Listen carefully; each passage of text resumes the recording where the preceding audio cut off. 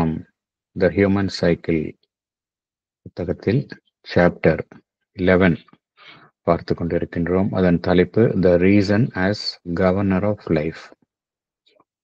மனிதனுடைய அறிவு எப்படி ஒரு மனிதனுடைய வாழ்வை வழிநடத்தும் ஒரு அமைப்பாக இருக்கின்றது, கருவியாக இருக்கின்றது என்பது குறித்து தான் பகவான் விளக்குகின்றார். போன செஷன்ல பேராகிராஃப் 3 and 4 பார்த்தோம். இந்த செஷன்ல மேற்கொண்டு தொடரலாம். போன செஷன்ல என்ன பார்த்தோம் என்பதை சற்று நினைவு கூறலாம்.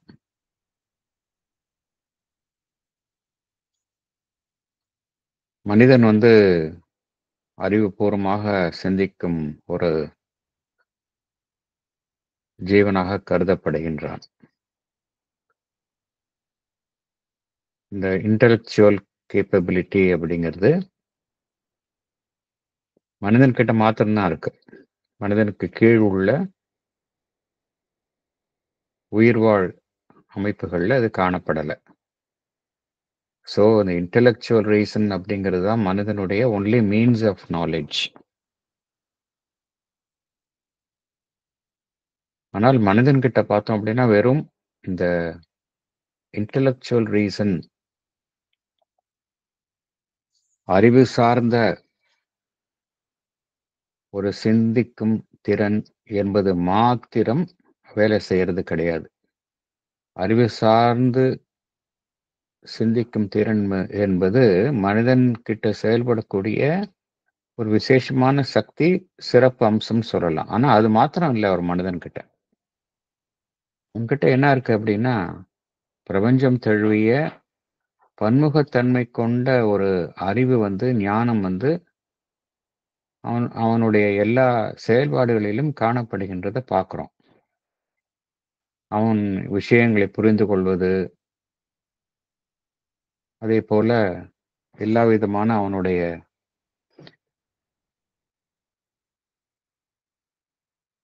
அழகுணர்ச்சி, கலாரசனை, ஒன்றை உணர்ந்து கொள்ளுதல், சென்சேஷன்ஸ், உணர்ச்சிகள், அவனுடைய கற்பனைகள், அவனுடைய சிருஷ்டி, இதெல்லாம் பார்க்கும் பொழுது வெறும் அறிவு மாத்திரம் இல்லை, அறிவை தாண்டியும் பல்வேறு சக்திகள், பல்வேறு பன்முகத்தன்மை கொண்ட ஒரு அறிவு ஞானம் செயல்படுகின்றதை பார்க்கிறோம். இந்த பன்முகத்தன்மை கொண்ட ஞானம் செயல்படுவதில் ஒவ்வொரு வடிவமும் பார்த்தோம் அப்படின்னா, ஒவ்வொரு சக்தியும் பார்த்தோம் அப்படின்னா, அதற்கென்றே இருக்கின்ற ஒரு விதி, ஒரு இயல்பு இருப்பதை பார்க்கிறோம். ஒரு விசேஷமான ஒரு விதி இருக்கின்றது, ஒரு ஒழுங்கு இருக்கின்றது. அதன்படிதான் இந்த விஷயங்கள்லாம் செயல்படுகின்றதை பார்க்கிறோம். ஒரு சிற்பி என்று எடுத்துக்கொண்டால் அவன் ஏதோ ஒரு அந்த ஒரு திறன், ஒரு சக்தி என்னுடைய வழிநடத்துவதன் பேரு தான் அவன் சிற்பங்களை படைகின்றான். ஓவியர் ஓவியங்களை தீட்டுகின்றார்கள். வேற ஒருத்தர் வேற ஒரு செயலை செய்யறாங்க. இதெல்லாம் பார்த்தோம் அப்படின்னா ஒவ்வொருத்தருக்கும் அந்தந்த வேலை செய்யறதுக்கு ஒரு கைடன்ஸ் கிடைக்குது. இன்டெலெக்சுவல் ரீசன் மாத்திரம் செயல்படுறது அப்படின்னு சொல்ல முடியாது. ஏன்னா உதாரணத்திற்கு ஒரு சமையல் கலையில வல்லுநரா இருக்கலாம். அவர் இந்த சமையல் கலையில வல்லுநரா இருக்கும்போது சமையல் செய்யும் பொழுது பார்த்தோம் அப்படின்னா எல்லாமே அவருக்கு இன்ஸ்டிங்டிவா புரியும். இந்தந்த இன்கிரீடியன்ஸை இவ்வளவு அளவு போட்டா போதும், அப்பதான் ரொம்ப டேஸ்ட் நல்லா வருங்கிறது இன்ஸ்டிங்டிவா அவரால் உணர முடியும். அந்த சமயத்துல அவருடைய இன்டெலெக்ட் ஒர்க் பண்ணாது. அது ஒரு சக்தி, விசேஷமான சக்தி இருக்கு. பெயிண்டருக்கு எந்தெந்த பெயிண்ட் எந்தெந்த கலவையில சேர்த்தா அந்த பெயிண்ட் ரொம்ப நல்லா வரும்னு இன்ஸ்டிங்டிவா தெரியும். அப்ப அறிவு ஒர்க் பண்ணாது அவருக்கு. வேற ஏதோ ஒரு சக்தி ஒர்க் பண்ணி அந்த கிரியேஷனை அவரை செய்ய வைக்குது. அதனால அப்ப அந்த சமயம் வந்து அந்த சக்தி வந்து வெறும் இன்டெலெக்டோடைய கைடன்ஸ்ல மாத்திரம் செயல்பட்டு அதற்கு கீழ்ப்படிந்து செயல்படாது. அதுக்கென்றே விசேஷமான ஒரு கைடன்ஸ் அதுதான் செயல்படும். ஆனா, இந்த இன்டெலெக்ட்டுக்கு ஒரு விசேஷமான ஒரு அம்சம் இருக்கு. மற்ற இந்த இன்ஸ்டிங்டிவா ஒரு திறமை அ எல்லாம் இந்த சக்திகளுக்கு இல்லாத ஒண்ணு இன்டெலெக்ட்டுக்கு இருக்கு. என்ன அப்டின்னா, இன்டெலெக்ட் வந்து செய்யக்கூடிய வேலையிலிருந்து தன்னை விலகி நின்று பார்க்க ஃபார் எக்ஸாம்பிள் ஒரு செஃப் வந்து ஒரு சமையல் செய்றாரு, எல்லாம் பண்றாரு. பண்ணும்பொழுது பார்த்தோம் அப்டின்னா, அவருக்கு இன்ஸ்டிங்டிவா எல்லாம் பண்ணிடுறாரு. அதே சமயம் அவரு அத செய்யாத சமயம், அவருடைய அறிவு வந்து பின்னிருந்து சில கைடன்ஸ குடுக்கும். இந்தந்த நியூட்ரியன்ட்ஸ ஆட் பண்ணா, அது ஹெல்த்துக்கு நல்லது. அப்படிங்கிறது, இத வந்து இந்தந்த ப்ரொபோர்ஷன் ஆட் பண்ணா இன்னும் நல்லாருக்கும் அப்படிங்கிறது, அதையும் தாண்டிய நிலையில விலகி நின்று பார்த்து ஒரு கைடன்ஸ் அவருக்கு அறிவு குடுக்கும். அதுதான் வித்தியாசம். இந்த இன்டெலெக்ட் வந்து ஒருத்தர்ட்டயே தான் எல்லாமே இருக்குது. ஒரே மனிதர்கிட்ட தான் இன்டெலெக்டும் இருக்கு. அதே மனிதர்கிட்ட தான் அந்த ஒரு செயலில் செய்து மூழ்கி ஈடுபட்டு செய்யும் திறனும் அவர்ட்ட தான் இருக்கு. இதுல இன்டெலெக்ட் என்ன செய்யும் அப்படின்னா, நம்மளுடைய எந்த செயல்லேருந்து அது ஈடுபடுகின்றதோ, அதிலிருந்து விலகி நின்று, அதை புரிந்து கொண்டு, அதில் எந்த விதமான பற்று இல்லாமல் அதிலிருந்து விலகி நி நி நிக்க அதுக்கு தெரியும். வேறஸ் இன்ஸ்டிங்க்ட் அப்படின்னா, இல்ல, இல்ல இது செஞ்சா தான் சரி. இதுதான் எனக்கு மனசுக்கு சரியா படுது அப்படின்னு அதிலே மூழ்கி விடுவது. இன்டெலெக்ட் அப்படி இருக்காது. இன்டெலெக்ட் அதில் விலகி நின்று அத கைட் பண்ணும். அதுதான் வித்தியாசம் அப்படிங்கிறார்.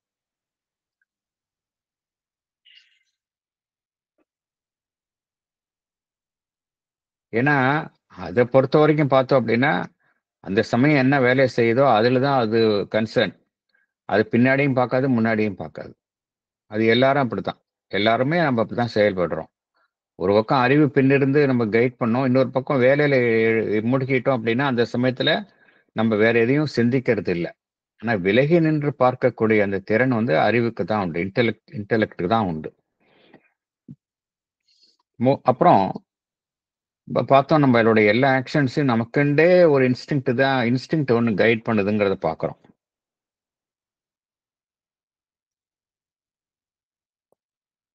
வெறும் அறிவு மாத்திரம் நம்மை வந்து வழிநடத்துவது இல்ல. இன்டெலெக்ட் மாத்திரம் வழிநடத்துவது இல்ல.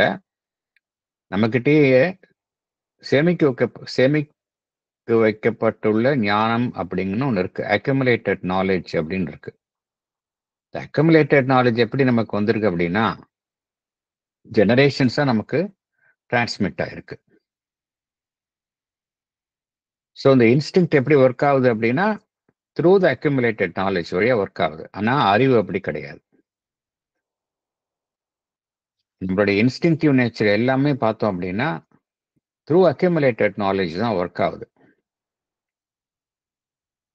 இந்த இன்ஸ்டிங்க்டிவ் நேச்சர் நம்மகிட்ட இருக்கிறது வந்து பார்த்தோம் அப்படின்னா, நம்முடைய செயல்களை நாமே உற்று நோக்கி பார்ப்பது அப்படிங்கிற அம்சம் அதற்கு கிடையாது.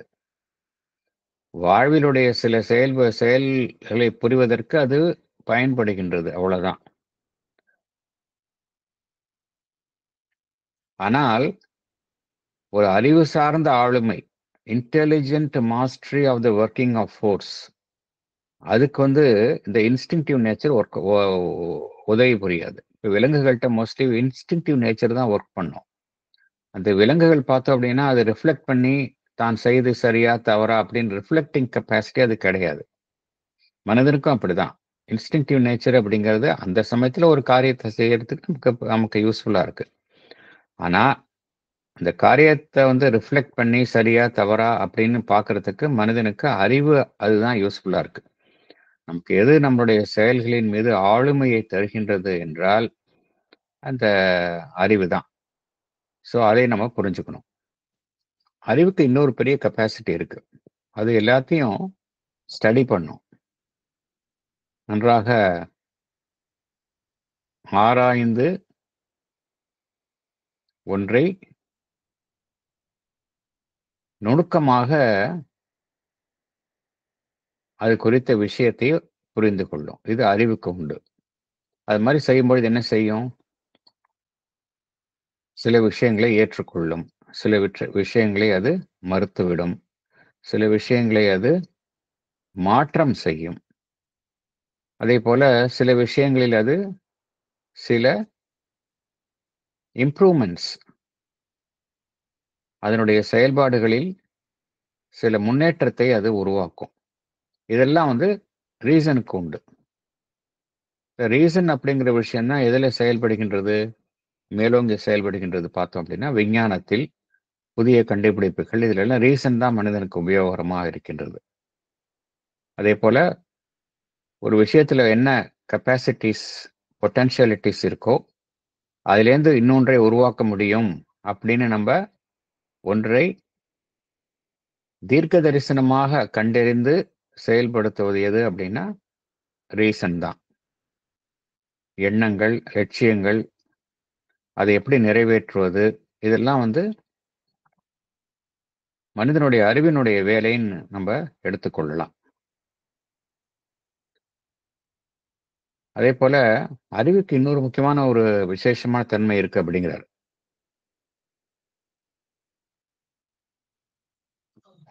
பொதுவா நமக்கு கண் முன்னாடி தெரியிற இப்பொழுது தெரியிற தோற்றங்களுக்கு மாத்திரம் தான் நம்ப பார்க்குறோம். ஆனால் அறிவு என்ன செய்யும்? தோற்றங்களுக்கு பின்னால் உள்ள உண்மையையும் கண்டறியக்கூடிய திறமை அறிவுக்கு உண்டு. காரண காரியத்தின் மூலம் தோற்றங்களை மாத்திரம் வைத்துக்கொண்டு அது எந்த விதமான முடிவுக்கும் வராது. ஏன்னா தோற்றங்களை வைத்துக்கொண்டு முடிவுக்கு வருவது நம்மளுடைய சென்சஸ். ஆனா அந்த சென்சஸ்னுடைய செயல்பாடுகளிலிருந்து விலகி நின்று பார்த்து, அதற்கு பின்னால் உள்ள உண்மையை கண்டறியும் திறமை அறிவுக்கு உண்டு. ஏன்னா அதுதான் வந்து ஒரு தலையாய சக்தியாக மனிதனுக்கு இருக்கின்றது. அவனுடைய எல்லா திறமைகளையும், சக்திகளையும் ஆளும் ஒரு எஜமானனாக எது செயல்படுகின்றது என்றால், மனிதனுடைய அறிவு. அதனால்தான் பகவான் வந்து எப்படி விளக்குகின்றார்? "It is the godhead on which the other godheads in him rely for help" அப்படிங்கிறார். அது ஒரு காட் ஹெட் அப்படின்னு ஒப்பிடுகின்றார். மனிதன் கிட்ட இருக்கக்குள்ள ஒரு சிறந்த இறைசக்திக்கு ஒப்பான அம்சம் என்று பகவான் ஒப்பிடுகின்றார்.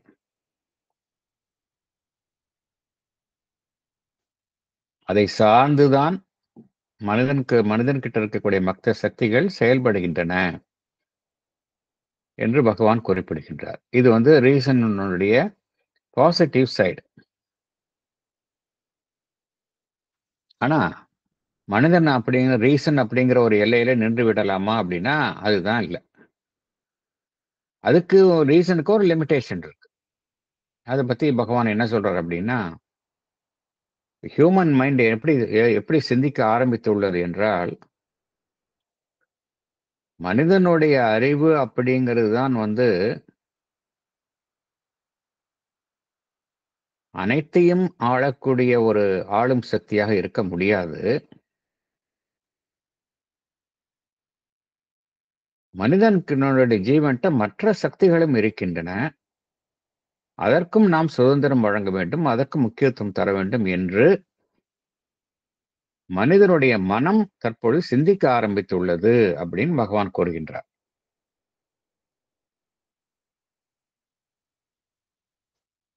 மனிதனுடைய அறிவு அப்படிங்கிறது பார்த்தோம் அப்படின்னா, அது அதனுடைய ஆளுமை, அதனுடைய முதன்மை என்பது எப்பொழுதுமே முழுமையாகத்தான் இருந்திருக்கின்றது. ஒரு விதியை சமைக்கும் ஒரு அமைப்பாகத்தான் அது இருந்திருக்கின்றது. அதனுடைய ஒரே எதிரி எதுன்னு பார்த்தோம் அப்படின்னா, ஃபெய்த். ஃபெய்த் அப்படின்னு வந்துருச்சு அப்படின்னா, அங்க ரீசன் வந்து ஒர்க் ஆகாது. அதனால தான் பகவான் என்ன கூறுகின்றார்? "Its only acknowledged rival has been faith" அப்படிங்கிறார்.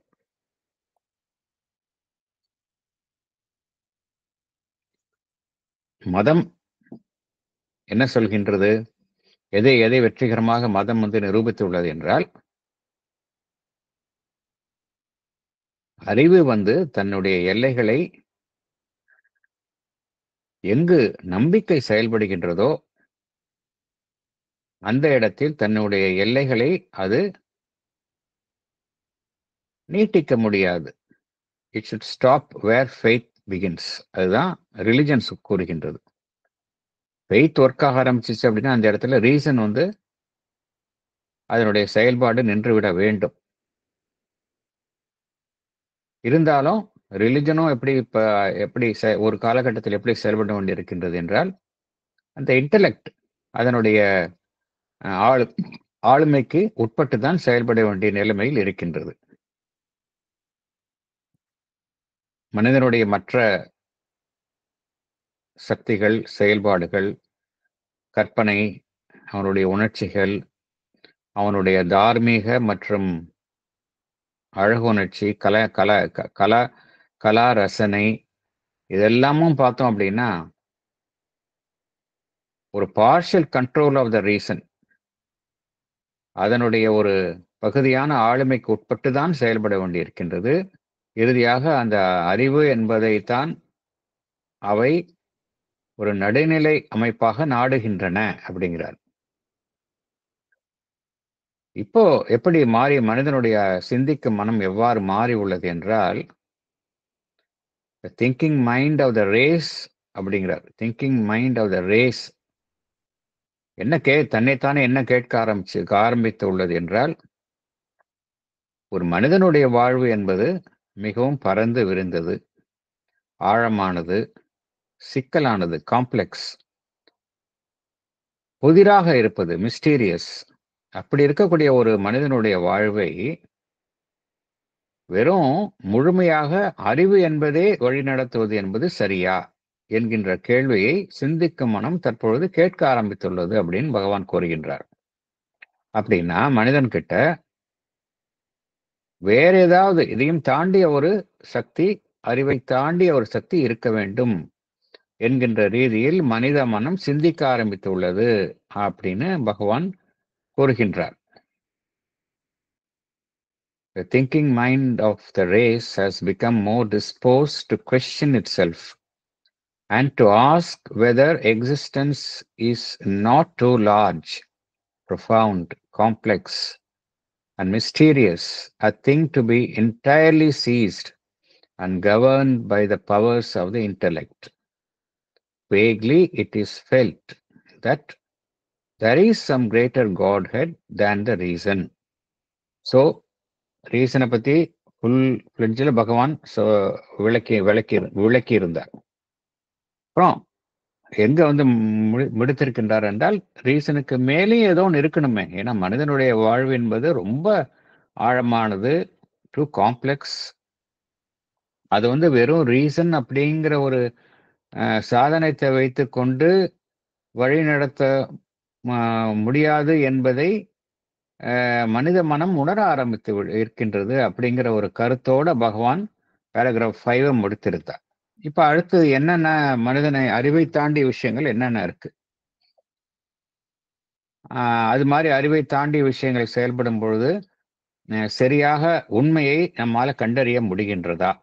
உண்மையிலேயே அறிவை வைத்துக்கொண்டு இந்த ரியல் ட்ரூத்தை நம்மால அடைகின்றோமா அப்படிங்கிற விஷயம் பகவான் டிஸ்கஸ் பண்றார் பேராகிராஃப் 6ல இருந்து. அதுக்குள்ள போகலாம் நம்ம.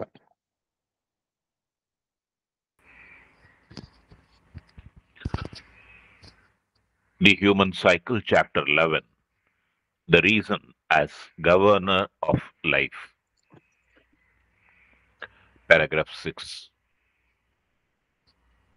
To some, this Godhead is life itself, or a secret will in life. They claim that this must rule and that the intelligence is only useful insofar as it serves that, and that life must not be repressed, minimized, and mechanized by the arbitrary control of reason. Life has greater powers in it, which must be given a freer play. for it is they alone that evolve and create. On the other hand, it is felt that reason is too analytical, too arbitrary,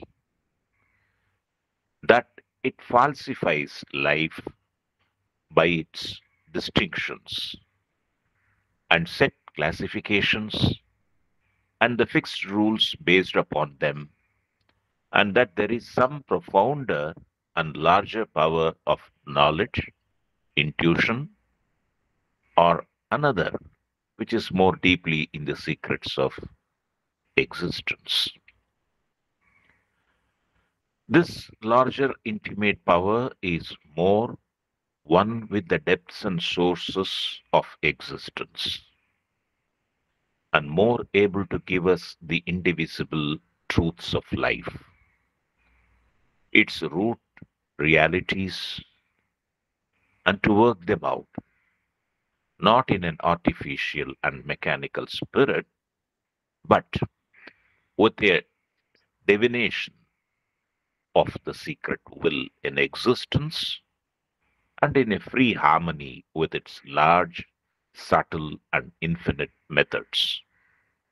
In fact, what the growing subjectivism of the human mind is beginning obscurely to see is that the one sovereign Godhead is the soul itself, which may use reason for one of its ministers, but cannot subject itself to its own intellectuality without limiting its potentialities and artificializing its conduct of existence.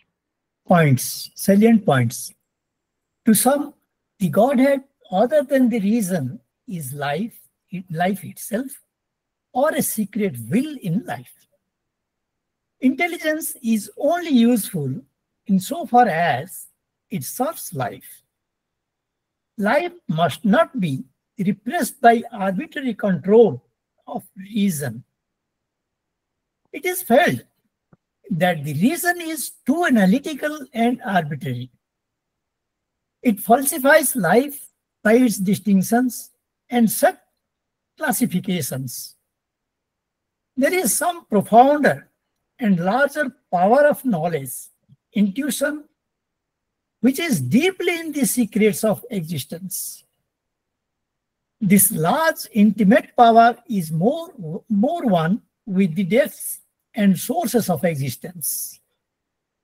It can the indivisible truths of life, its root realities. It works them out with a divination of the secret will in existence. The growing subjectivism of the human mind begins to realize that the one sovereign Godhead is the soul itself. It may use reason for one of its ministers. It cannot limit its potential by subjecting itself to the intellectuality of the reason. Thank you, sir. Thank you. இப்போ பார்த்தோம், நம்ம reason தான் எல்லாம் அப்படிங்கிறத பார்த்தோம். Sovereign அப்படின்னு பார்த்தோம். அதாவது அதுதான் முதன்மையா இருக்கு ஒரு மனிதனுக்கு அப்படிங்கிறத பார்த்தோம். அப்புறமா வேற ஒரு சிந்தனையும் தோன்றுகின்றது. எப்படி லைஃப் அப்படிங்கிறது ஒரு பெரிய வாஸ்ட் ஆழமான விஷயமாச்சு, அது வெறும் அறிவு அப்படிங்கிற ஒரு குறுகிய அமைப்பை எப்படி அதை வழி நடத்த முடியும் அப்படிங்கிற ஒரு சிந்தனையும் தோன்றுவதை பார்க்குறோம். ஒரு அழகான தோட்டத்துக்கு வந்து ஒரு சயின்டிஸ்ட் அழைச்சிட்டு போகிறோம் அப்படின்னா அவர் எப்படி அந்த தோட்டத்தை பார்ப்பார் அப்படின்னா, எல்லாத்தையும் வந்து மேபி அதனுடைய பொட்டானிக்கல் நேம் என்ன, இந்த ஃப்ளவர் இந்த கிளைமேட்ல இது வரும், இந்த செடி இந்த கிளைமேட் நல்லா வரும், இதனுடைய ஸ்ட்ரக்சர்ஸ் வந்து இப்படி இருக்கும், அதை வந்து ரொம்ப சயின்டிஃபிக்காக அனலைஸ் பண்ணுவார். அதே இது ஒரு போயட் இல்லை ஒரு அழகான ஒரு ஓவியர் அழைச்சிருப்போம்னா அந்த கார்டனில் இருக்கக்கூடிய பியூட்டி ஆஸ்பெக்ட் தான் அவங்க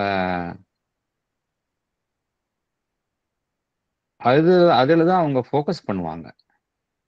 அவங்க வந்து இந்த செடியினுடைய பொட்டானிக்கல் நேம் என்ன, இது இந்த கிளைமேட்ல வருமா, அதில் வராதா, இதை பற்றிலாம் அவங்க திங்க் பண்ண மாட்டாங்க. They will be simply lost in the beauty of the nature. இது ஒரு ஆன்மீகவாதி, ஒரு ஸ்பிரிச்சுவலி இவால்வ்டு பர்சனை அவர் எப்படி பார்ப்பாரு? எல்லாத்தையுமே அவர் பார்க்கக்கூடிய மரம், செடி, பூ, இலை எல்லாத்துலேயுமே இந்த டிவைன் எலிமெண்ட் தான் அவர் பார்ப்பார். அப்படின்னா என்ன அர்த்தம் அப்படின்னா, வெறும் அறிவு சார்ந்த பார்வை, வாழ்க்கையில அறிவு சார்ந்த பார்வை அப்படிங்கிறது it has its own limits. அதுதான் உண்மை. ஏன்னா லைஃப் அறிவை தாண்டியும் பெரிய விஷயம். சீக்ரெட் வில் இன் லைஃப், இந்த வாழ்வை நடத்தக்கூடிய அந்த ஒரு சங்கல்பம், ஒரு இறை சங்கல்பம். அந்த இறை சங்கல்பத்தை தான் பகவான் சீக்ரெட் வில் அப்படின்னு கேபிட்டல்ஸ்ல கொடுத்திருக்காரு. லைஃபும் கேபிட்டல்ல கொடுத்திருக்காரு. ஏன்னா லைஃப் அப்படிங்கிறது சித் சக்தியினுடைய வெளிப்பாடு. சச்சிதானந்தத்தில் இருக்கக்கூடிய சித் சக்தியினுடைய வெளிப்பாடு தான் லைஃப் ஃபோர்ஸ் அப்படிங்கிறது. So it is too great thing to be entirely ruled by the reason. Secret வில்லும் அப்படித்தான். ஒன்னுத்துக்குள்ளேயும் ஒரு டிவைன் வில் இருக்கு வாழ்வுல. ஸோ இதுதான் ஆளணுமே ஒழிய அறிவு ஒரு எல்லைக்குள்ள தான் செயல்படணும் அப்படிங்கிறது ஒரு சிந்தனை.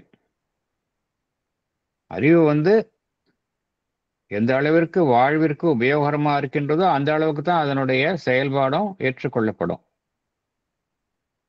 அதன் பொருட்டு வாழ்வை குறைப்பதோ, இயந்திர கதியாக செயல்பட வைப்பதோ அல்லது அமுக்கி வைப்பதோ கூடாது. By the arbitrary control of reason. Reason எப்படி செய்யும் அப்படின்னா, எந்த விதமான ஒரு விதியும் இல்லாம ஆர்பிட்ரியா எல்லாத்தையும் அடக்கி ஆளுவது அப்படிங்கிற தன்மை இருக்கக்கூடாது அப்படிங்கிறது ஒரு சிந்தனை.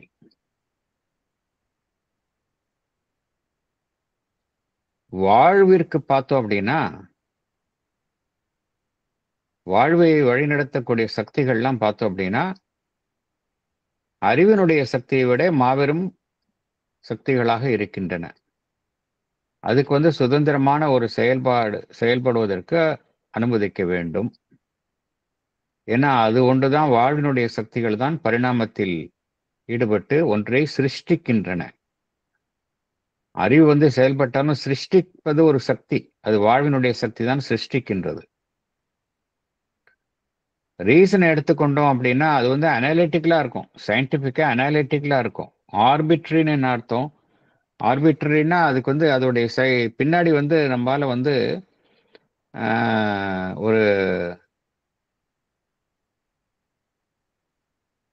ஒரு செட் ரூல்ஸ் இருக்காது. Too arbitrary. ரீசன் எப்படி இருக்குன்னா டூ அனாலிட்டிக்கல், டூ ஆர்பிட்ரி.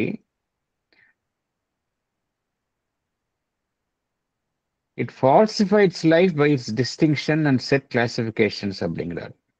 வாழ்வை அதனுடைய டிஸ்டிங்ஷன்ஸ்னால என்ன செய்யுது? எல்லாத்தையும் it is reduce to the mere, அதனுடைய அந்த வெறும் ஃபேக்டா ரெடியூஸ் பண்ணிடுது. வாழ்வினுடைய இதை மியர் ஃபேக்டா ரெடியூஸ் பண்ணுது. ஒரு அழகான மலர் இருக்கின்றது அப்படின்னா அந்த மலர் அப்படிங்கிறது ரொம்ப ஒரு அழகான விஷயம். அதை மியர் சயின்டிபிக் டேர்ம்ஸ்ல ரெடியூஸ் பண்ணீங்க அப்படின்னா அப்புறம் வாழ்வே பொய்யாயிடுது இல்லையா? மனிதன் அப்படின்னு இருக்கிறான். மனிதன் அப்படிங்கிறவன் ஒரு மாபெரும் உன்னதமான படைப்பு. அதை மேயர் அவனோட அனாட்டமிக்கலா அவனை வெறும் டிஸ்கிரைப் பண்ணி வெறும் கெமிக்கல்ஸும் போன்ஸும் அப்படின்னு ஒரு மனிதன் அப்படின்னா இதுதான், அவன் அவன் இவ்வளோ குவான்டிட்டி அவன் உடம்புல அமினோ ஆசிட்ஸ் இருக்கு, பொட்டாசியம் இருக்கு, சோடியம் இருக்கு, கால்சியம் எவ்வளோ இருக்குன்னு அப்படின்னு நம்ம வெறும் அப்படி ரெடியூஸ் பண்ணோம் அப்படின்னா நம்ம என்ன செய்யறோம்? வாழ்வையே பொய்யாக்குறோம். அதுதான் பகவான் சொல்றார். The reason is too analytical, too arbitrary, that it falsifies life by its distinctions and set classifications. அப்புறம் அது தீர்மானிக்கக்கூடிய விதிகள்லாம் எப்படி இருக்கு? ஃபிக்ஸ்டா இருக்கு. அதன் அடிப்படையில் தான் எல்லாத்தையும் தீர்மானிக்கின்றது. அது ஒன்ஸ் ரீசன் முடிவு பண்ணுச்சு அப்படின்னா, அது இந்த பக்கமோ அந்த பக்கமோ இடம் கொடுக்காது. ஃபிக்ஸ்டா ஒரே இதுல தான் பண்ணும் அது. ஆனா அதையும் தாண்டிய விஷயங்கள்லாம் இருக்கு. ஆழமான விஷயங்கள். லார்ஜர் பவர் ஆஃப் நாலேஜ் அப்படிங்கிறார். வெறும் அறிவு மாத்திரம் இல்லை, அறிவை தாண்டியும் ஒரு அதிக சக்தி வாய்ந்த ஒரு பவர்ஸ் ஆஃப் நாலேஜ், அறிவினுடைய சக்தி இருக்கின்றது அப்படிங்கிறார். இன்ட்யூஷன் பார்த்தோம் அப்படின்னா அறிவை தாண்டி செயல்படுவது, அது மிகவும் ஆழமாக வேலை செய்வது. இதுதான் நம்மளுடைய வாழ்வினுடைய மறைவான பகுதிகளில், ஆழமான பகுதிகளில் இந்த சக்தி தான் செயல்படுகின்றது அப்படிங்கிறார். Larger power of knowledge, intuition, இதெல்லாம் எங்க இருக்கு? நம்மளுடைய சீக்ரெட்ஸ் ஆஃப் எக்ஸிஸ்டன்ஸ். மேற்புறத்தில் இருக்காது. மேற்புறத்தில் அறிவு செயல்படுற மாதிரி தான் இருக்கும். ஆனா அதுக்கு ஆழமாக என்ன இருக்கு அப்படின்னா, அதை விட உயரிய சக்திகள் செயல்படுகின்றன அப்படிங்கிறார். இது எப்படி சொல்றார் பகவான்? திஸ் லார்ஜர் இன்டிமேட் பவர் அப்படிங்கிறார். அது அறிவை விட அதிக அளவில் செயல்படக்கூடிய, நெருக்கமாக செயல்படக்கூடிய சக்தியாக மனிதனிடத்தில் காணப்படுகின்றது. அது மனிதனுடைய வாழ்வினுடைய ஆழமான பகுதிகள், அவனுடைய வாழ்வினுடைய மூலம், அதனுடன் தொடர்பு கொண்டு செயல்படுகின்றது அப்படிங்கிறார். அதுதான் மனிதனுக்கு நாம் கண்ணால எதெல்லாம் பார்க்க முடியலையோ, எதெல்லாம் நாம் எந்த உண்மைகளை நம்மால பிரிக்க முடியாதோ, இப்ப நம்ம காணக்கூடிய உண்மைகள்லாம் எப்படி பார்க்கிறோம்? எல்லாமே டிவிசிபிளா தான் பார்க்கிறோம், பகுதி பகுதியாக தான் பார்க்கிறோம். நம்ம பார்க்கக்கூடிய உண்மைகள் எல்லாம் பார்த்தோம் அப்படின்னா டிவிசிபிள் ட்ரூத்ஸ் ஆஃப் லைஃப் தான் பார்க்கிறோம். ஒவ்வொரு ஆஸ்பெக்டா எடுத்து தான் பார்க்கிறோம். ஆனா அதற்கு பின்னால் இருக்கக்கூடிய அந்த இன்டிவிசிபிள் ஆஸ்பெக்ட் எது கொடுக்குது அப்படின்னா, பின்னாடி, அனைத்திற்கும் பின்னாடி இருக்கக்கூடிய அந்த ஒருமையுடன் கலர்ந்த உண்மை, இன்டிவிசிபிள் ட்ரூத்ஸ் ஆஃப் லைஃப் எது நமக்கு தருகின்றது என்றால், த லார்ஜர் இன்டிமேட் பவர், அதுதான் நமக்கு தருகின்றது. வாழ்வில் மூலத்தில் இருக்கக்கூடிய உண்மைகள், ரூட் ரியாலிட்டிஸ் அப்படிங்கிறார்.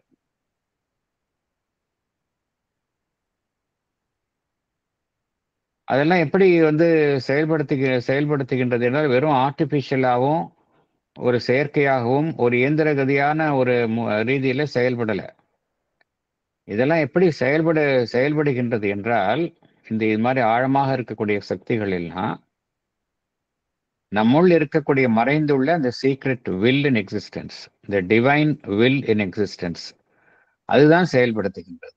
With a divination of a secret will in existence அப்படிங்கிறார்.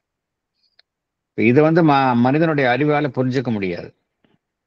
இதுதான் உண்மையிலே மனிதனுடைய வாழ்வை வழிநடத்துகின்றது. இது மனிதனுடைய அறிவுக்கு அப்பாற்பட்ட விஷயம்.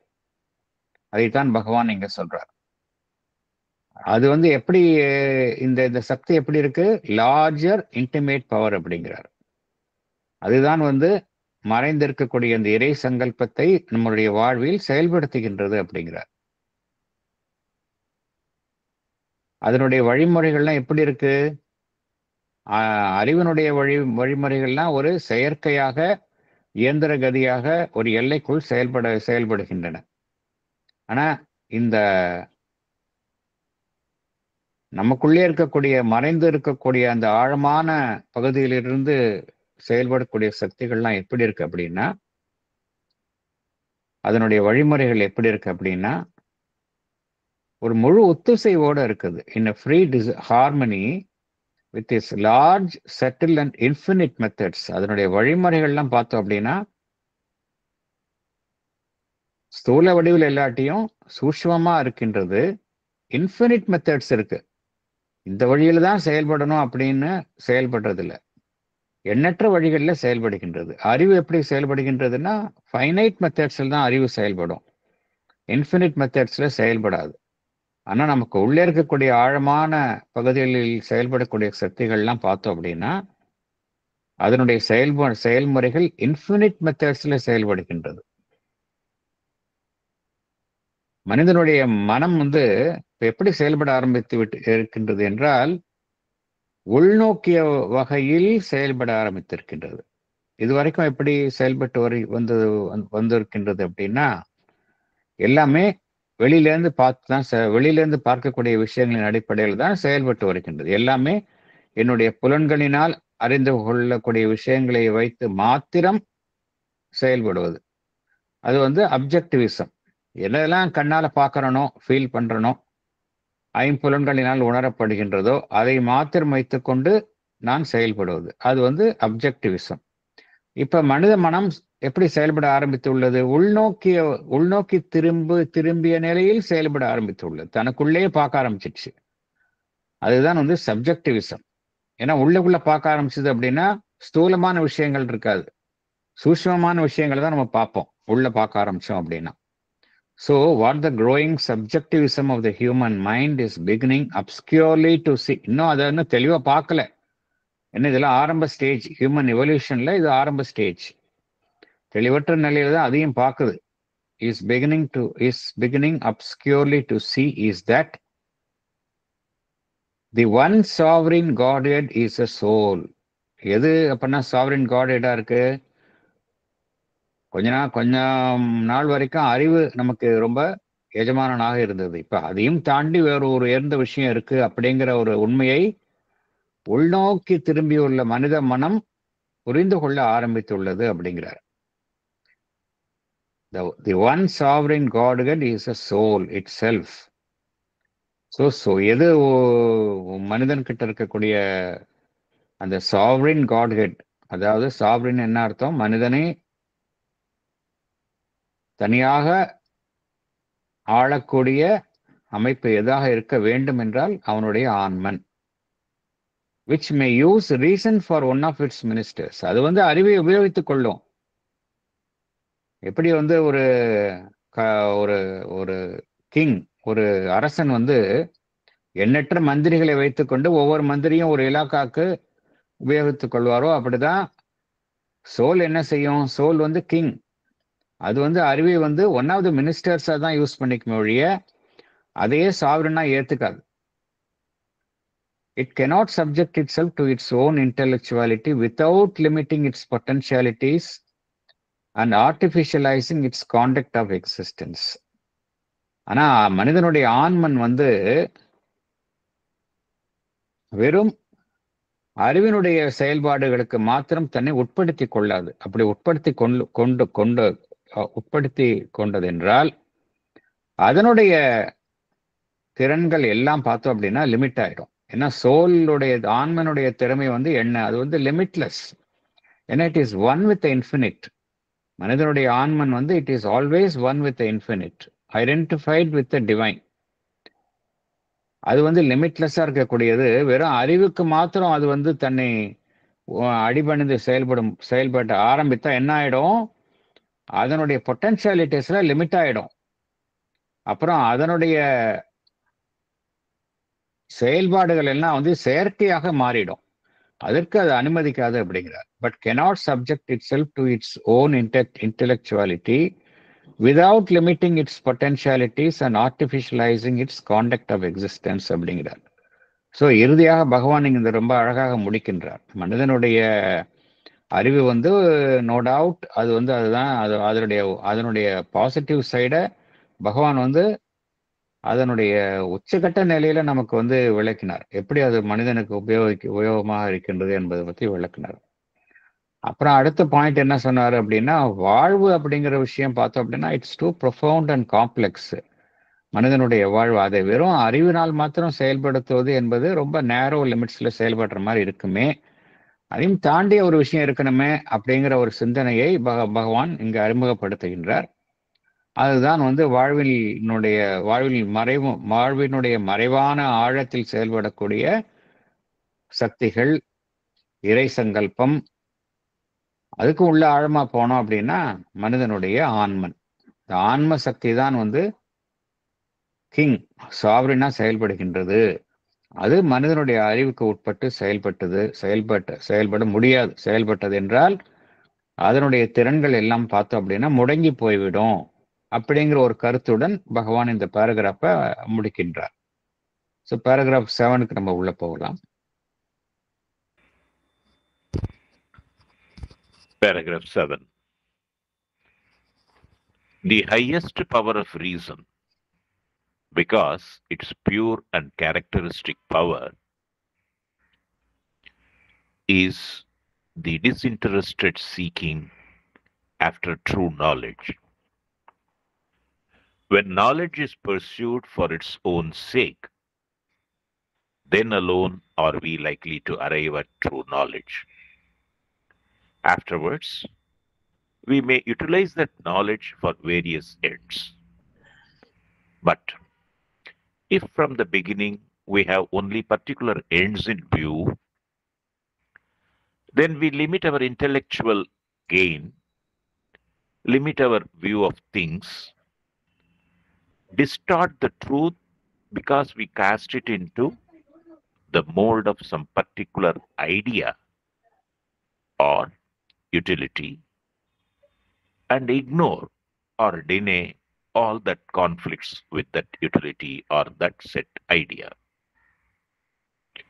By so doing, we may indeed make the reason act with great immediate power within the limits of the idea or the utility we have in view, just as instinct in the animal acts with great power within certain limits for a certain end, yet finds itself helpless outside those limits.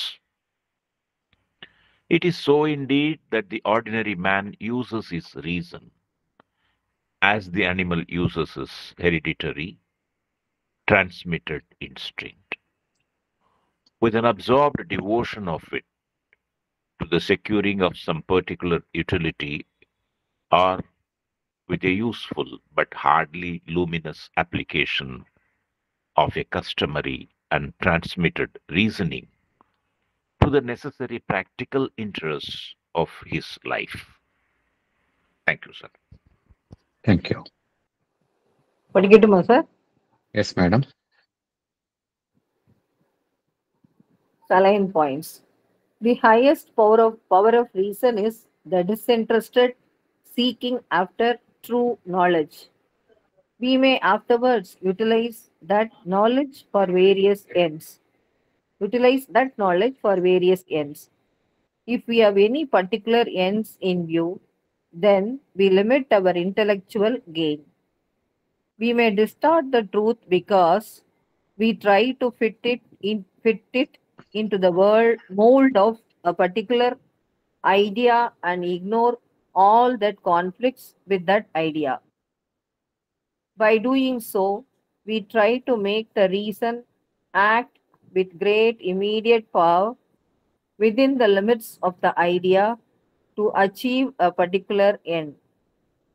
It is like the instinct of the animal acting with great power within limits, but is becoming helpless outside those limits.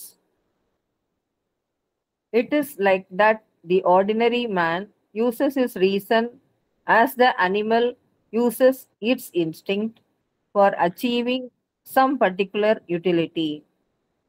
He uses a customary and transmitted reasoning to serve the needs of his practical interests in his life. There is hardly any enlightened application of reason. அறிவு ஒரு கத்தி மாதிரி. அறிவை நம்ம சரியான விஷயங்களுக்கும் உபயோகப்படுத்தலாம்,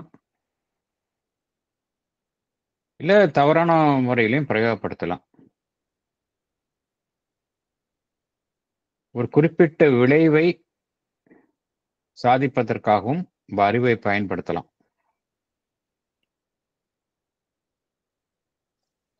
for example, நீங்க நம்ம இந்த மெடிக்கல் சயின்ஸ்ல பார்த்தோம் அப்படின்னா, ஒரு 50 வருடங்களுக்கு முன்னாடி உடம்புல வந்து ஒரு நோய் அப்படின்னா ஒரு ஜென்ரல் பிசிஷியன் இருப்பார். அவர் வந்து ஜென்ரல் ட்ரீட் பண்ணுவார், அவ்வளோதான். ட்ரீட் பண்ணி ஓரளவு அதிலே குணமடைய ட்ரை பண்ணுவாங்க. அதிலே பண்ணுறதுக்கு ட்ரை பண்ணுவாங்க, குணமாக்கியும் விட்டுருவாங்க. இப்போ ஃபார் எக்ஸாம்பிள் ஒருவருக்கு உடம்பு சரியில்லை அப்படின்னா ஒரு ஸ்பெஷலிஸ்ட்டு போகிறாங்க. ஸ்பெஷலிஸ்ட்டுக்கு வந்து நல்ல நாலேஜ் இருக்கும், அவரை பற்றி நல்ல நாலேஜ் இருக்கும். அவருடைய துறையில் நல்ல நாலேஜ் இருக்கும்.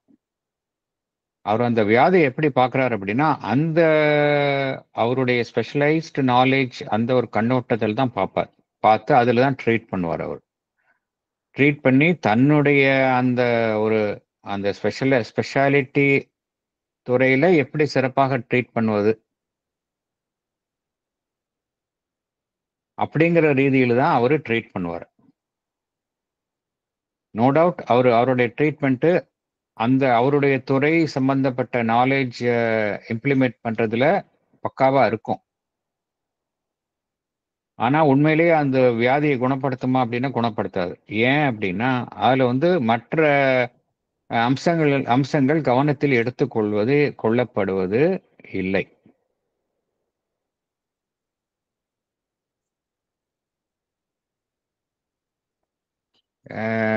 ஒரு ஒரு ஒரு வியாபாரியை எடுத்துக்கலாம், ஒரு பிஸ்னஸ் மேன் எடுத்துக்கலாம். பிஸ்னஸ் மேன் என்ன செய்கிறாங்க, ரொம்ப யார் வந்து ஷ்ரூட் அண்ட் கெட்டிகாத்தமான பிஸ்னஸ் மேன் அப்படின்னு கருதப்படுகின்றார்கள் என்றால் யார் வந்து நிறைய லாபம் சம்பாதிச்சு தராங்களோ, லாபம் ஈட்டுறதுல யார் கெட்டிக்காரங்களா இருக்காங்களோ அவங்க தான் வந்து நம்ம ரொம்ப ஷ்ரூட் பிஸ்னஸ் மேன்னு சொல்கிறோம். அவர் அந்த லாபம் ஈட்டுறதுல ரொம்ப கெட்டிக்காரத்தனமாக இருப்பார். எல்லா விதமான மெத்தட்ஸும் அவருக்கு தெரியும். எந்த ரீதியில் செயல்பட்டால் பணம் நிறைய சம்பாதிக்கலாம் அந்த பிஸ்னஸ் மூலமா அப்படின்னு. ஆனால் அந்த பிஸ்னஸ் மூலமாக வேற ஏதாவது மற்றவர்களுக்கு எவ்வாறு நலன்களை பெருக்குவது, இல்லை வெறும் லாபம் சம்பாதிக்கிறதுனால மற்றவர்களுக்கு ஏதாவது தீங்கு விளைவு ஏற்படுகின்றதா, மற்ற அம்சங்கள் என்ன, சமுதாயத்திற்கு இந்த வியாபாரத்தினால எவ்வாறு மற்ற வெறும் லாபம் என்கின்ற ரீதியிலெல்லாம் மற்ற முறையில் சமுதாயத்திற்கு நன்மை விளைவிப்பது, தான் செய்யக்கூடிய தொழில் வந்து சமுதாயத்திற்கு நன்மை விளைவிக்குமா, இதெல்லாம் அவருடைய கவனத்தில் இருக்காது. ஸோ இந்த நம்ம பார்த்த 2 எக்ஸாம்பிள்லையும் பார்த்தோம் அப்படின்னா அறிவு வந்து முதன்மையாக செயல்படுகின்றது. ஒரு ஸ்பெஷலிஸ்ட் அப்படின்னா ஒரு சர்ஜன்கிட்ட போனோம் அப்படின்னா அவர் சர்ஜரி தான் மோஸ்ட்லி ப்ரிஸ்கிரைப் பண்ணுவாங்க. Unless he is a very ethical orient person. ஹோலிஸ்டிக்காக இல்லை இருப்பவங்க அம்மா செய்ய மாட்டாங்க. ஜென்ரலாக அவங்க துறைக்கு போனால் அந்தந்த துறையை தான் அவங்க இன்சிஸ்ட் பண்ணுறாங்க. அதைத்தான் இங்கே பகவான் சொல்றாரு. உண்மையிலேயே எப்படி இருக்கணும் அப்படின்னா highest power of reason, true knowledge. ஒரு விஷயத்தை பற்றிய ஒட்டுமொத்த நாலேஜையும் எந்த விதமான ஒரு சார்புடைமையும் இல்லாம டிஸ்இன்ட்ரெஸ்டடா இருக்கணும். அதுதான் வந்து ட்ரூ நாலேஜ். இந்த ட்ரூ நாலேஜ் கெயின் பண்றதுக்கு ரீசன் ஒர்க் உபயோகப்படுகின்றதா என்றால் இல்லை. முதல்ல ப்ரீவியஸ் பேராகிராஃப் என்ன பார்த்தோம் அப்படின்னா எப்படி அறிவு வந்து என்பது ஒரு நேரோவா செயல்படுகின்றது, வாழ்வினுடைய மற்ற அம்சங்களை கவனத்தில் எடுத்துக்கொள்ள தவறுகின்றது அப்படிங்கிறத பார்த்தோம். இதுல என்ன பகவான் இந்த பேராகிராஃப்ல என்ன கூறுகின்றார் என்றால் மனிதனுக்கு உண்மையான ஞானத்தை பெற்றுத் தருவதில் மனிதனுடைய அறிவு உபயோகப்படுகின்றதா அப்படின்னா இல்லை அப்படிங்கிறார். ஏன் அப்படின்னா நம்ம வந்து நாலேஜுக்காக நம்ம நாடுவது இல்லை. When knowledge is pursued for its own sake, then alone we are likely to arrive at the true knowledge.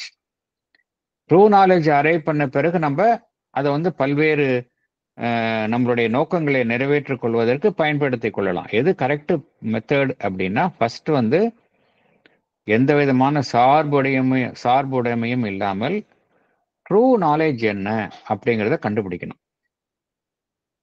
எந்த விதமான ஒரு அட்டாச்மெண்ட் இல்லாமல் ட்ரூ நாலேஜ் என்னன்னு நம்ம பார்த்துட்டு அந்த ட்ரூ நாலேஜ் அடைந்த பின்பு அந்த நாலேஜை வைத்துக்கொண்டு நம்மளுடைய பல்வேறு நோக்கங்களை நிறைவேற்றிக் கொள்ளலாம். அதுதான் சரியான மெத்தட். ஆனா ஆரம்பத்தில இருந்தே நம்ம இந்த ஒரு நோக்கத்தை தான் நம்ம நிறைவேற்றணும் அப்படிங்கிற முறையில நம்ம ஒரு நாலேஜ் நம்ம வந்து அறிவை வந்து நாட ஆரம்பிச்சோம் அப்படின்னா நம்ம வந்து இந்த அறிவினுடைய செயல்பாட்டை வந்து நம்ம வந்து எல்லைக்குட்படுத்துகின்றோம். we limit our intellectual gain, limit our view of things. உண்மையை நம்ம வந்து திருக்கின்றோம். அப்புறம் ஏதோ ஒரு மோல்டில் நம்ம மைண்டை செட் பண்ணிக்கிறோம். ஏதோ ஒரு ஐடியாவை நம்ம நமக்குள்ளே உருவாக்கிக்கிறோம். அதுக்கு தகுந்த மாதிரி நம்ம எல்லாத்தையும் நம்ம வந்து மாற்றி அமைத்துக் கொள்கின்றோம். அதாவது என்ன சொல்றோம், நம்ம தலைக்கு தகுந்த மாதிரி குள்ளாயை பார்க்காம குள்ளாய்க்கு தகுந்த மாதிரி கலையை பார்க்குற மாதிரி அப்படித்தான் நம்ம பண்ணிக்கிறோம். யூஸ்வலாக அப்படிதான் பண்றோம். ரியல் ட்ரூத் என்னன்னு கண்டுபிடிச்சிட்டு அதன் அடிப்படையில் தான் நம்ம எல்லாத்தையும் நம்ம நோக்கங்களே நிறைவேற்றணும். குறிப்பிட்ட நோக்கத்தை நிறைவேற்றணும் அப்படிங்கிறதுனால நம்ம வந்து ட்ரூத்தை வந்து நமக்கு தகுந்த மாதிரி மாற்றி அமைச்சுக்க முடியாது. இப்படிதான் நம்ம எல்லா துறைகளிலுமே நடைபெறுகின்றது. எல்லா துறைகளிலும் மருத்துவத்துறை, வியாபாரம், பாலிடிக்ஸ்லயும் அப்படிதான் நடைபெறுகின்றது. பாலிடிக்ஸ்ல எதுக்கு அவங்க வர்றாங்க அப்படின்னா ட்ரூத் என்னவா இருக்கணும் அப்படின்னா truth to serve the people. அப்படி கிடையாது. அவங்கவுங்களுக்கு ஒரு நேரம் ஒரு இதை வச்சுக்கிட்டு அதுக்கு ரொம்ப கிளவரா பிளே பண்ணி வந்துடுறாங்க. நேச்சுரலி அது வந்து என்ன ஆயிடுது அப்படின்னா மற்ற அமைப்புகளோடு மற்ற நோக்கங்களோடு முரண்படுகின்றது. எதையெல்லாம் நம்மளுடைய கருத்துக்கு முரண்படுகின்றதோ அதை நம்ம என்ன செய்யறோம், மறுக்கின்றோம் அல்லது உதாசீனம் செய்கின்றோம். ஏன்னா நம்ம ஏற்கனவே ஒரு கருத்தை தேர்ந்தெடுக்கிறோம், அதை நிறைவேற்றோங்கிறது நம்ம முனைப்பா இருக்கோம். அதுக்கு எதெல்லாம் எதிராக இருக்கோ அது எல்லாத்தையும் நம்ம அப்புறப்படுத்த விரும்புகின்றோம். அறிவை வந்து நம்ம எதற்காக செயல்படுத்துகின்றோம்? உடனடியாக ஒரு எனக்கு ரிசல்ட் வேணும், இம்மிடியட் யூட்டிலிட்டி இன் வியூ. அதன் அடிப்படையில் தான் நம்ம அறிவை செயல்படுத்துகின்றோம். உண்மையை கண்டறியணும் அப்படிங்கிறதுக்காக இல்லை அப்படிங்கிறார். எப்படி வந்து இன்ஸ்டிங்க்ட் அனிமல் என்ன செய்யுது, பசிக்குது அப்படின்னா இன்ஸ்டிங்டிவா தன்னுடைய இரையை வந்து அது அழித்து வதம் செய்து அது உண்ணுகின்றது. அனிமல் இன்ஸ்டிங்க்ட் அப்படித்தான் செய்யுது. இம்மிடியட் நோக்கம் தான் அதுக்கு முக்கியம். அதே போலத்தான் மனிதனுடைய அறிவு இப்ப வேலை செய்ய ஆரம்பிச்சிருக்கு அப்படிங்கிறார். இப்படிதான் வந்து சாதாரண மனிதன் ordinary man uses his reason அப்படிங்கிறார். As animal uses his hereditary transmitted instinct with an absorbed devotion of it to the securing of some particular utility. இப்படிதான் மனிதன் இப்ப மனிதனுடைய மனம் வந்து இப்படிதான் தவறான முறையில வேலை செய்ய ஆரம்பிச்சிருக்கு அப்படிங்கிறார்.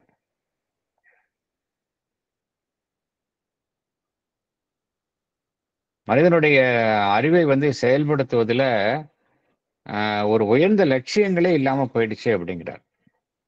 with an absorbed devotion of it to the securing of some particular utility. ஒரு குறிப்பிட்ட நேரோ ஒரு இலக்கு, ஒரு லட்சியம், அதை நிறைவேற்றணும் அப்படிங்கிறதுக்காக நம்ம செயல்படுத்துகின்றோம். or with a useful and but hardly luminous application of a customary and transmitted reasoning. அதாவது நமக்கு வந்து அறிவு வழங்கப்பட்டிருக்கின்றது. அறிவு என்பது நம்மோட ஒரு வழக்கமாக செயல்படும் அமைப்பாக இருக்கின்றது. அதை வந்து நம்ம எப்படி செயல்படுத்துகின்றோம் அப்படின்னா ஒரு உயர்வான நிலையிலிருந்து செயல்படுத்தாம வெறும் நடைமுறை, எனக்கு இந்த சமயத்துல என்ன ஒண்ணு சாதிக்கணும், அதுக்கு தான் என் அறிவை உபயோகித்துக் கொள்வேன் என்கின்ற ரீதியில் தான் செயல்படுது. ஷார்ட் சைட்டடா செயல்படுவது. லாங் டேர்மா ஒரு என்லைட்டன்டு அப்ளிகேஷன் ஆஃப் ரீசன் கிடையாது. இங்க எல்லாமே வந்து ஷார்ட் சைட்டட், பிராக்டிக்கல் இன்ட்ரெஸ்ட், நடைமுறையில எனக்கு இதை சாதிக்கணும் அப்படிங்கிற ஒரு ரீதியில எல்லாருமே அப்படித்தான் செயல்பட ஆரம்பிச்சிட்டோம். இப்போ அதனுடைய பின்விளைவுகளை தான் நம்ம உலகம் முழுவதும் இன்னைக்கு பார்க்குறோம். உலகத்துல வந்து எல்லாருமே வந்து சுயநலமாக செயல்படுகின்றார்கள். இன்றைக்கு வந்து எனக்கு வந்து இதை சாதிக்கணும் அப்படிங்கிறதுக்காக இயற்கையை அழிக்கின்றார்கள். இயற்கையை அழித்து இப்போ என்ன நடைபெறுகின்றது, மனிதன் வந்து இயற்கையை அழித்து அவனுடைய வீடு கட்டுகின்றான். இயற்கை வளங்கள் எல்லாம் அழிக்கப்படுகின்றன. அதனால என்ன ஆயிடுச்சு அப்படின்னா, இப்போ அதை பிராக்டிக்கலா சொல்றோம் நம்ம. இருந்தாலும் அது வந்து ஒட்டுமொத்த இந்த மனித நலனுக்கு அது எதிராக செயல்பட ஆரம்பிக்கின்றது. அதைத்தான் இங்க பகவான் கூறுகின்றார். அறிவை வந்து நம்ம வந்து ஒரு நேரவா யூஸ் பண்ண ஆரம்பிச்சோம் அப்படின்னா, இப்படிதான் வந்து எதிர் விளைவுகளை அது உண்டாக்கும் அப்படிங்கிறார். மனிதன் வந்து ட்ரூ நாலேஜ் சீக்கிங்காக அறிவை உபயோகப்படுத்துவது இல்லை அப்படிங்கிறார்.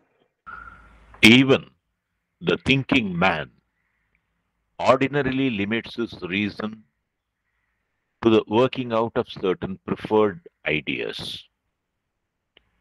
He ignores or denies all that is not useful to these, or does not assist or justify, or actually contradicts, or seriously modifies them, except insofar as life itself compels or cautions him to accept modifications for the time being, or ignore their necessity at his peril. It is in such limits that man's reason normally acts. He follows most commonly some interest or set of interests.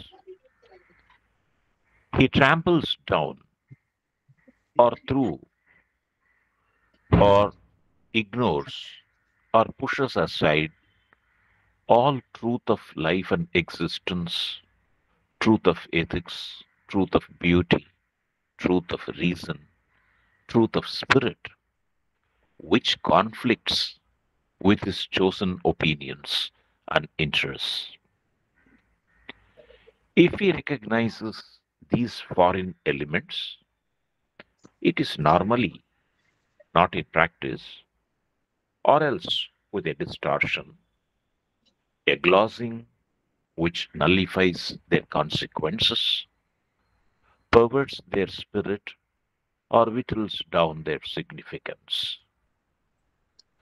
It is this subjection to the interests, needs, instincts, passions, prejudices, traditional ideas, and opinions of the ordinary mind which constitutes the irrationality of human existence.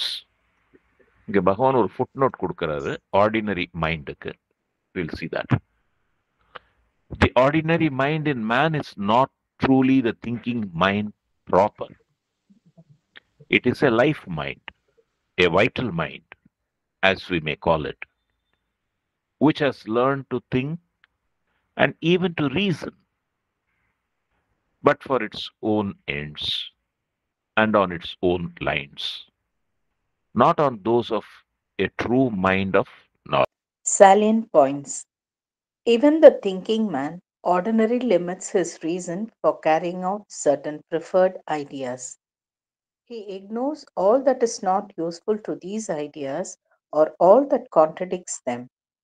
He follows most commonly some interest or set of interests. He pushes aside all truth of life, truth of ethics, truth of beauty, truth of reason, truth of spirit that contradict his interests. He recognizes them only nominally or with a distortion which perverts their spirit or nullifies their significance. It is a subjection to the interests, needs, instincts, passions, prejudices, traditional ideas of the ordinary mind, which forms the irrationality of human existence. Thank you. மனிதனுடைய மனம் வந்து மனிதன் வந்து அறிவுபூர்வமாக சிந்திக்க தெரிந்தவன் அப்படிங்கிறது ஒரு காமனா நம்ம எல்லோருமே ஏற்றுக்கொள்ளக்கூடிய ஒரு உண்மையாக இருக்கின்றது. மனிதன் அப்படின்னா சிந்திக்கிறான் அப்படின்னு இருக்குது.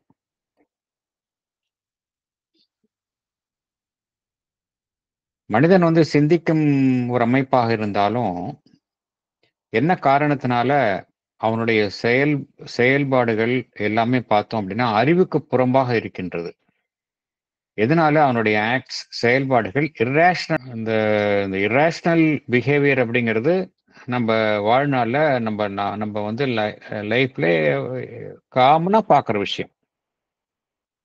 Irrational behaviour. ரேஷனலாக யாரும் அந்த மாதிரி பிஹேவ் பண்ண மாட்டாங்க. இர்ரேஷனல் பிஹேவியர் மனிதன்கிட்ட பார்க்குறோம். என்ன காரணத்தினால இர்ரேஷனல் பிஹேவியர் இருக்கு அப்படிங்கிறத பார்க்கும் பொழுது எல்லா மனிதனுக்கும் என்ன இருக்கு அப்படின்னா, ஒவ்வொரு மனிதனுக்கும் இருக்கு சில ப்ரிஃபர்டு ஐடியாஸ், ஒரு ப்ரிஃபரன்ஸ். இந்த எண்ணங்கள் என்னிடம் இருக்கின்றன. இந்த எண்ணங்களை நான் கொண்டுள்ளேன். இதை நிறைவேற்றணும். இதெல்லாம் என்னுடைய எண்ணங்களாக இருக்கின்றது. இதற்குத்தான் இந்த எண்ணங்களுக்குத்தான் நான் முன்னுரிமை தருகின்றேன். இதை நான் நிறைவேற்ற வேண்டும். இப்படிதான் ஒவ்வொரு மனிதனும் செயல்படுகின்றான். இப்ப என்கிட்ட இருக்கிற எண்ணம் வந்து எனக்கு ப்ரிஃபர்டு ஐடியாஸா இருக்கலாம். அதற்காக மற்றவர்கள் தாங்கள் கொண்டுள்ள எண்ணங்கள் வந்து அவர்களுக்கு ப்ரிஃபர்டு ஐடியாஸா இருக்கும். அதற்காக நான் என்ன என்னுடைய செயல்பாடு என்னவா இருக்கின்றது? மற்றவர்களுடைய எண்ணங்களை நான் ஒன்று ஏற்க மறுக்கின்றேன் அல்லது புறந்தள்ளுகின்றேன். எதெல்லாம் வந்து என்னுடைய எண்ணங்களுக்கு ஒத்து போகின்றதோ, அதற்கு பயனுள்ளதாக இருக்கின்றதோ, அதை மாத்திரம்தான் நான் ஏற்றுக்கொள்கின்றேன். எதெல்லாம் வந்து அதற்கு ஒத்து போகவில்லையோ, அதற்கு சார்பாக செயல்படவில்லையோ, அதை நான் ஏற்றுக்கொள்ள மறுக்கின்றேன். He ignores or denies all that is not useful to these or does not assist or justify or actually contradicts or seriously modifies them. Even அதுல மாற்றம் செய்வதற்கு கூட நான் தயாராக இல்லை. எப்ப மாற்றம் செய்வதற்கு தயாரா இருப்பேன் அப்படின்னா, என்னுடைய வாழ்வினுடைய சந்தர்ப்பங்கள் வந்து அது மாதிரி என்னை நிர்பந்திக்கும் பட்சத்துல தான் அதையும் நான் மாற்றிக்கொள்ள தயாரா இருப்பேன். எனக்கு ஒரு எண்ணம் இருக்கும். ஆனா அந்த எண்ணம் வந்து எனக்கு ஒரு இக்கட்டான சூழ்நிலையில இந்த எண்ணத்தை நான் தொடர்ந்து கொண்டிருந்தால் என்னுடைய நலனுக்கு உகந்ததாக இருக்காதுன்னு அப்படின்னு என்னுடைய வாழ்வினுடைய இக்கட்டான சூழ்நிலைகள் வந்து என்னை வந்து நிர்பந்திக்கும் பொழுது நான் மாற்றிக்கொள்ள தயாரா இருப்பேன். எப்போ அப்படின்னா, எனக்கு ஏதாவது ஒரு கிரைசிஸ் வரும்பொழுது, ஓஹோ இந்த எண்ணம் இருக்கக்கூடாது எனக்கு, இதனாலதான் எனக்கு இது மாதிரிலாம் ஒரு கிரைசிஸ் வருது, இது மாதிரி நான் பிடிவாதமா இருக்கக்கூடாது, கொஞ்சம் நான் எண்ணத்தை மாத்திக்கணும் அப்படிங்கிற எப்போ வருவேன் அப்படின்னா, எனக்கு ஏதாவது ஒரு கிரைசிஸ் நிர்பந்தம் வந்தாதான் நான் மாத்திக்கொள்ள தயாரா இருப்பேன். அதர்வைஸ் நான் மாத்திக்கொள்ள தயாரா இருக்க மாட்டேன். இப்படிதான் மனிதர்கள் செயல்படுகின்றார்கள் அப்படிங்கிறது. Accept in so far as life itself compels or cautions him to accept modifications for the time being or ignore the necessity at his peril. இல்ல தொடர்ந்து இதே எண்ணத்தை கொண்டிருந்தேன் அப்படின்னா என்னுடைய அழிவுக்கு அது காரணமாக இருக்கும் அப்படிங்கறது அந்த சமயத்துல சில சமயம் இக்னோர் பண்ணிட்டு அதனால ஏற்படக்கூடிய விளைவுகளையும் நான் சந்திக்க தயாரா இருப்பேன். இப்படிதான் மனிதர்கள் இருக்கின்றார்கள் அப்படிங்கிறார். இது எல்லோருக்கும் வந்து ஒரு அந்த எண்ணங்களை வந்து பிடிவாதமாக கெட்டியாக பிடித்து கொண்டு அதுல கொஞ்சம் கூட அதுல இம்மி அளவு கூட மாற்றம் செய்வதற்கு ஏற்றுக்கொள்ள மாட்டேன் அப்படிங்கிற ஒரு குணம். இது நம்ம குடும்பத்திலையும் பார்க்குறோம், ஒரு நிறுவனங்கள்ல பார்க்குறோம், நாட்டினுடைய தலைவர்கள் இடத்துல பார்க்குறோம். நம்ம இந்த பிடிவாத குணத்தை பார்க்குறோம். எண்ணத்தை வந்து கெட்டியாக பிடித்து கொண்டு எந்த மற்றவர்கள் எண்ணங்களுக்கு முக்கியத்துவம் தராமல் இருத்தல், அதை வந்து மறுப்பது, ஏற்றுக்கொள்ள மறுப்பது அப்படிங்கிற குணம் வந்து எல்லா நிலைகளிலும் நம்ம பார்க்கிறோம், மனிதர்களிடத்துல பார்க்கிறோம். அப்படிப்பட்ட ஒரு வரையரம்புக்குள்ளதான் மனிதனுடைய அறிவு வந்து வழக்கமாக செயல்படுகின்றது அப்படிங்கிறார். இப்ப மனிதனுடைய அறிவு தான் வந்து உச்சக்கட்ட நிலையில செயல்படுத்தணும். பட் அன்பார்ச்சுனேட்லி பார்த்தோம் அப்படின்னா ஒரு எல்லைக்குள்ள, இத்தகைய ஒரு எல்லைக்குள்ளதான் மனிதனுடைய அறிவு வந்து செயல்படுகின்றது அப்படிங்கிறார். ஏன்னா எனக்கு ஒரு செட் ஆஃப் இன்ட்ரெஸ்ட் இருக்கு, அதை தான் நான் வந்து ஃபாலோ பண்றேன். மற்ற வாழ்வினுடைய மற்ற உண்மைகள், தார்மீக நெறிகள், வாழ்வினுடைய மற்ற அம்சங்கள், அழகுணர்ச்சி, அறிவு அறிவு அறிவுக்கு உட்பட்ட உண்மைகள், ஆன்ம ரீதியாக அறியப்படும் உண்மைகள், இவைகள் எல்லாத்தையும் நம்ம பார்த்தோம் அப்படின்னா, இதெல்லாம் வந்து எனக்கு வந்து என்னுடைய ஒப்பீனியனுக்கும் இன்ட்ரெஸ்ட்டுக்கும் எதிராக இருந்ததுன்னா, இத்தகைய உண்மைகளை கூட நான் வந்து புறந்தள்ளுகிறேன் அல்லது அப்புறப்படுத்துகின்றேன். அப்படிதான் ஆகிப்போயிடுது இல்லையா? மனிதனுக்கு வந்து ஏதோ ஒரு இன்ட்ரெஸ்ட் வச்சுக்கிறாங்க. மற்றபடி மற்ற எதுவா இருந்தாலும் சரி, அது அவ்வளோத்தையும் வந்து என்ன பண்ணிடுறாங்க அப்படின்னா, கம்ப்ளீட்டா வந்து அவங்க வந்து இக்னோர் பண்ணிடுறாங்க. மனிதர்கள் வந்து தங்களை மாற்றிக்கொள்வதற்கு தயாராக இல்லை.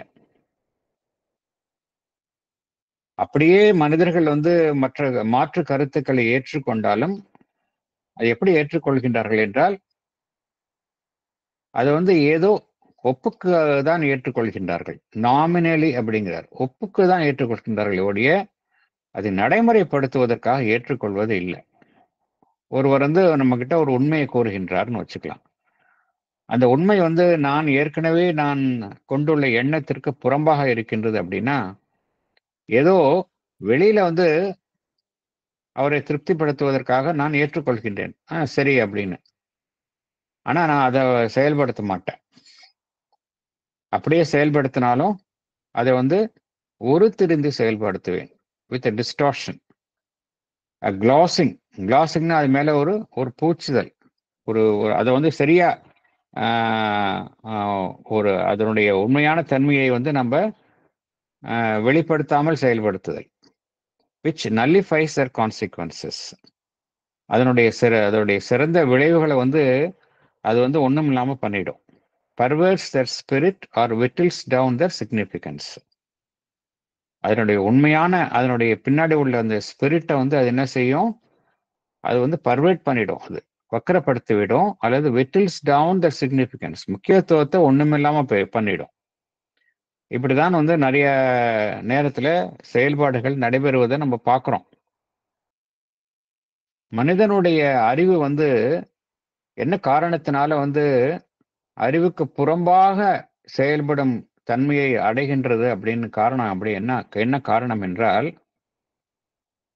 மனிதனுடைய அறிவை வந்து என்ன செய்கின்றான், அவனுடைய நலன்கள், எனக்கு என்ன நலன் இருக்கோ, எதுல எனக்கு நலன் ஆர்வம் இருக்கின்றதோ அதற்கு தகுந்த மாதிரி என்னுடைய அறிவை நான் மாற்றி அமைத்துக் கொள்கின்றேன். என்னுடைய தேவைகள், என்னுடைய இன்ஸ்டிங்ஸ், என்னுடைய பேஷன்ஸ், ப்ரெஜுடிசஸ், நிறைய என்னுடைய வெறுப்புகள் இருக்கின்றன. ட்ரெடிஷனல் ஐடியாஸ் அண்ட் ஒப்பீனியன்ஸ், மரபு வழியாக நான் அறிந்து கொண்ட எண்ணங்கள், opinions of the ordinary mind, இதுதான் வந்து which constitutes the irrationality of human existence அப்படிங்கிறார். மனிதன் வந்து எப்படி இருக்கணும், உண்மையிலே எப்படி இருக்கணும் அப்படின்னா, பியூர்லி ரேஷனல் மைண்டா இருந்தா எப்படி இருக்கணும், truth for the truth sake, அதுல எந்த விதமான ஒரு எம்மி அளவு கூட அதுல விலகாம, காம்ப்ரமைஸ் பண்ணாம, truth for the truth sake அப்படின்னு நம்ம ஏற்றுக்கொள்கின்றோமா அப்படின்னா, majority of the human beings அது மாதிரி ஏற்றுக்கொள்வது கிடையாது. எல்லாத்துலேயும் அவங்களோட ப்ரெஜுடிசஸ் இருக்கும், ஏதோ ஒரு சார்புடைமை இருக்கும். டிஸ்இன்ட்ரெஸ்டட் பர்சியூட் ஆஃப் ட்ரூத் அப்படிங்கிறது வெகு சிலர் தான் வந்து அதை அணுகுகின்றார்கள். மெஜாரிட்டி வந்து தாங்கள் ஏற்கனவே அறிந்து கொண்டு உள்ள விஷயங்களின் அடிப்படையில் தான் இன்னொரு விஷயத்தை அறிந்து கொள்கின்றார்கள். நம்ம ஏற்கனவே பார்த்துருக்கோம் லைவ் டிவைன்ல என்ன பார்க்குறோம் அப்படின்னா, பீப்புள், மனிதர்கள் எப்படின்னா, they try to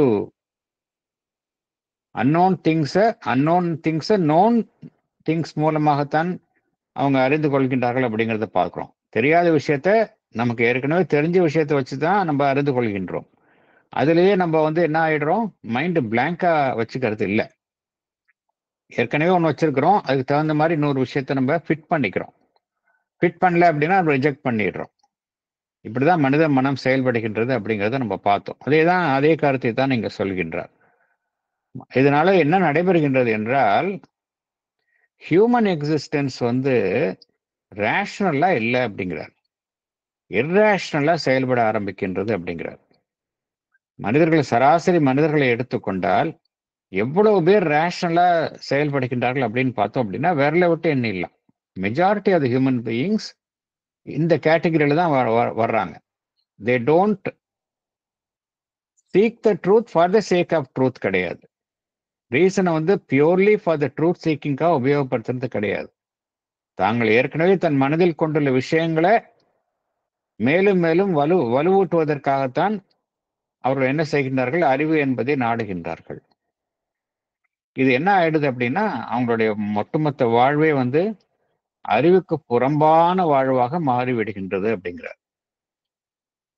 which constitutes the irrationality of the human existence அப்படிங்கிறார்.